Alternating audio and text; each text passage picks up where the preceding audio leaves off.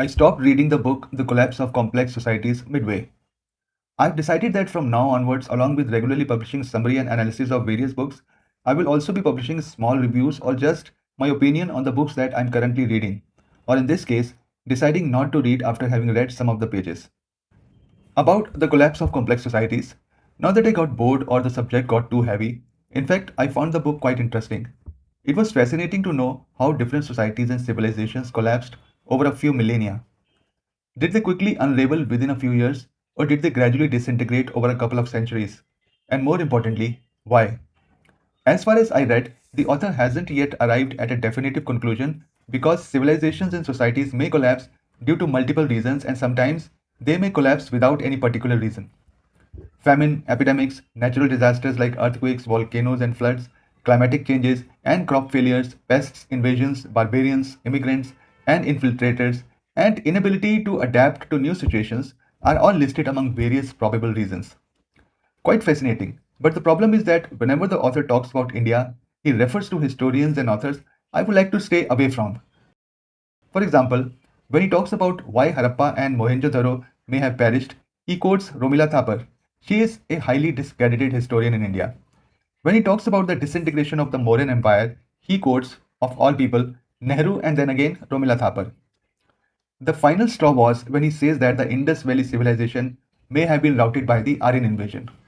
The Aryan invasion theory has been thoroughly debunked in the past couple of decades. Even the armchair historians like Thapar and Habib have admitted that it wasn't an invasion after all, and the historians of their time were mistaken.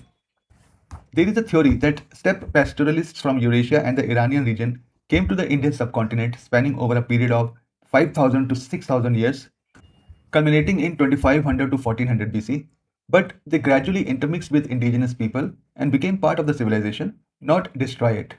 So, after reading the reference to the Aryan invasion theory, I decided not to read the book, not because it is not well written. Even Yuval Harari, in his book Sapiens: A Brief History of Humankind, has referred to the Aryan invasion theory. I think when you are giving a bird's eye view of global history, you need to depend on sources that are provided by either the research team or the limited reference available to you. You cannot go vertically deep. The Collapse of Complex Societies is quite well written, and the book still contains lots of information about how great societies and civilizations the world over may have collapsed. But then I thought, if I want to read such an interesting topic, I would rather read something pertaining to India.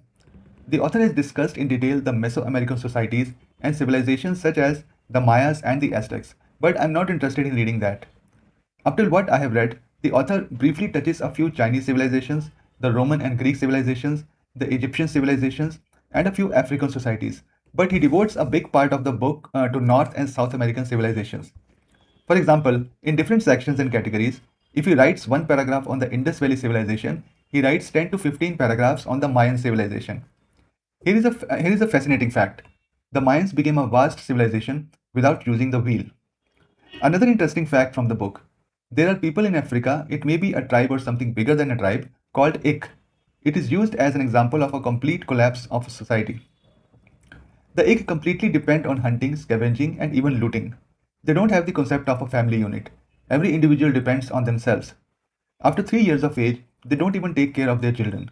If two brothers are living side by side, and one brother is loaded with food and the other brother is starving, the brother with the food allows the starving brother to starve and die and doesn't offer him food.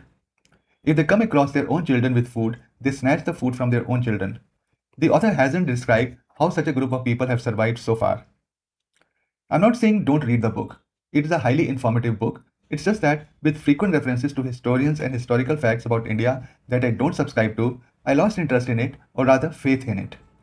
If you have found this quick review interesting, please like the video, subscribe to my channel, or click the bell icon so that you receive a notification when I upload my next video.